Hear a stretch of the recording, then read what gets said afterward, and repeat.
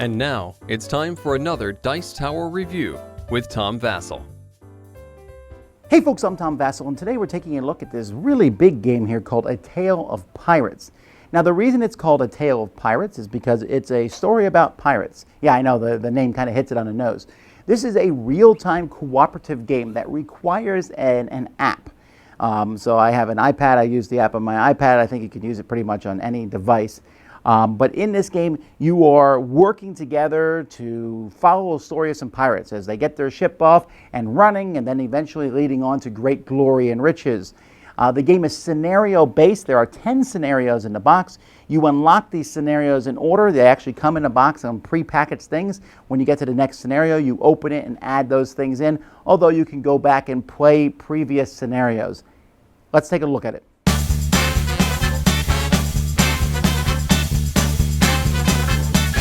So players are going to set the pirate ship up here in the middle of the table. You're going to have to build it. And it's possible that more pieces are going to show up for this pirate ship in the future.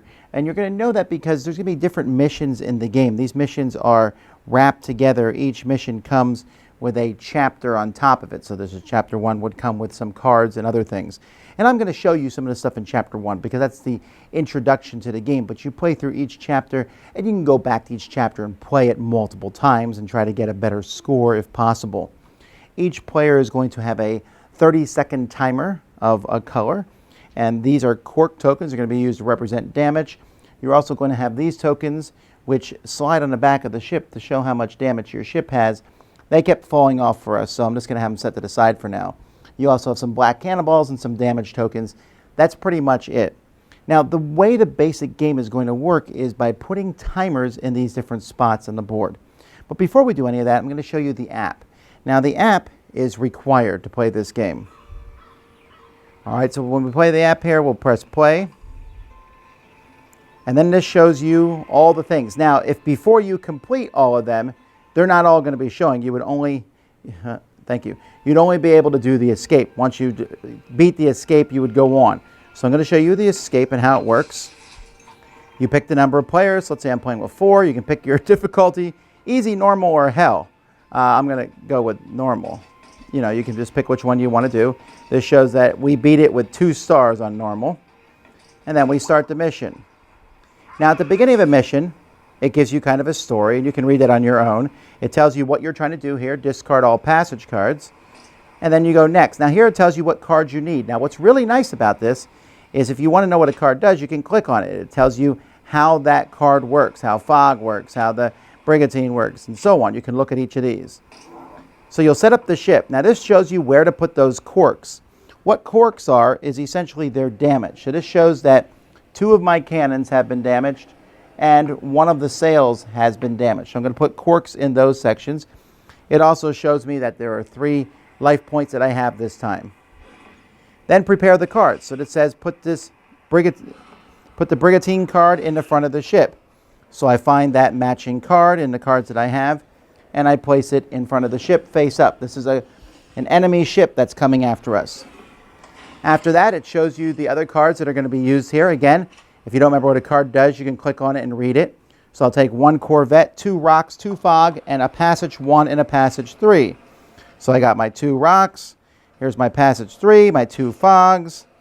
I need a passage 1 and a corvette.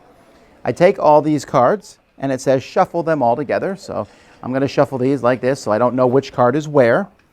And then I'm going to start placing them around the ship randomly in a circular fashion. So I'm going to put these in the different directions here around the ship like this.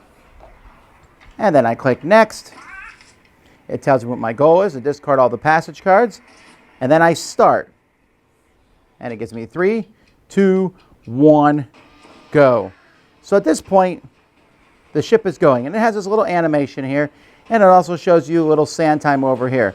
And when this timer is out, then essentially your ship, this round is over. And each of these missions has 2 or 3 rounds that you have to go to, although it's possible to beat them faster or lose quicker. And you can always surrender and give up.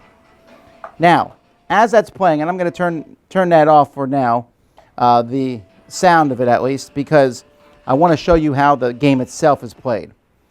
While that timer is going, all the players are going to, as quickly as they can, pick which action they're going to do. When they pick an action, they're going to put their timer in it, and they can take that action as soon as the timer runs out. Now, these are 30-second timers, so you put a 30-second timer on something, and when that timer runs out, so maybe someone goes up here to the lookout's nest. And I should mention here at this point that the game is slightly fragile. It's not really bad, but sometimes because these timers have these little, like you can see here, this crow's nest is falling apart slightly. I'm actually tempted to glue some of these things together so I don't have this problem. But when you pull these out, the caps will sometimes catch in the holes, which can be problematic. This person here decides to fire cannons, and this person here is going to turn the ship. Now, we have our ship speed. On the side of your ship here, you have sails, and this sails is going to determine if your ship is stopped or if you're going 1, 2, or 3 speed. So at the beginning of the game, the ship is at 0 speed.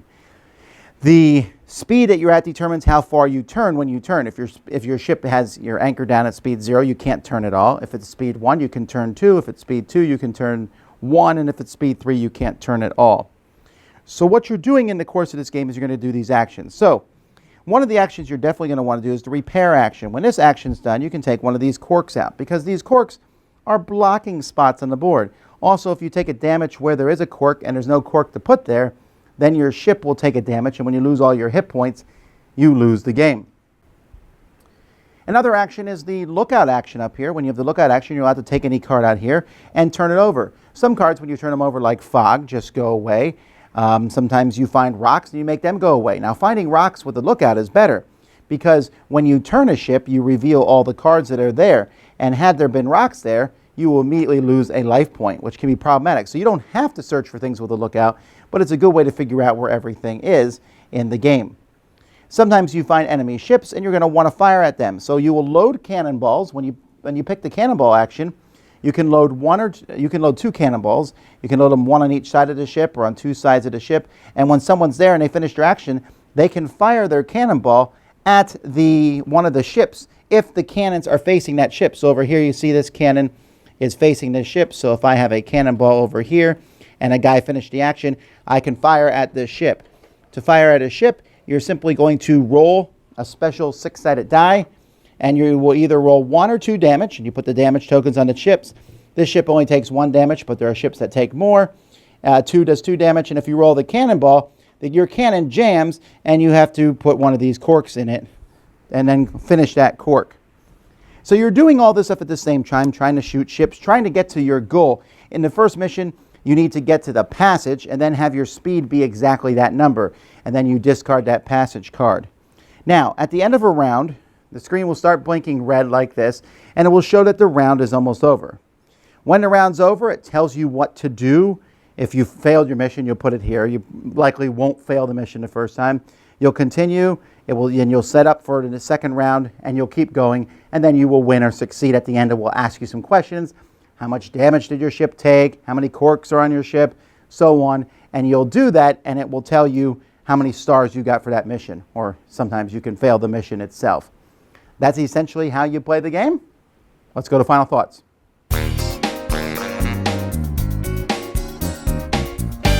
I really like this game a lot. There's a problem with the game, and the problem is the fragile pieces per se. Now, the way the game is set up, it has a nice insert here where you don't have to take that ship apart every time.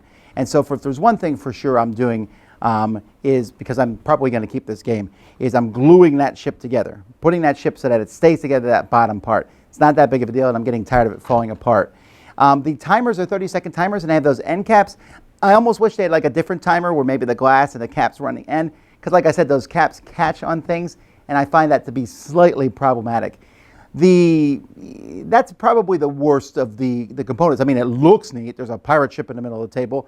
That's really cool, and everyone, they come around like, ooh, what are you doing? This just looks neat. And the corks and the cannonballs and all that stuff looks great. The art on the cards is fine.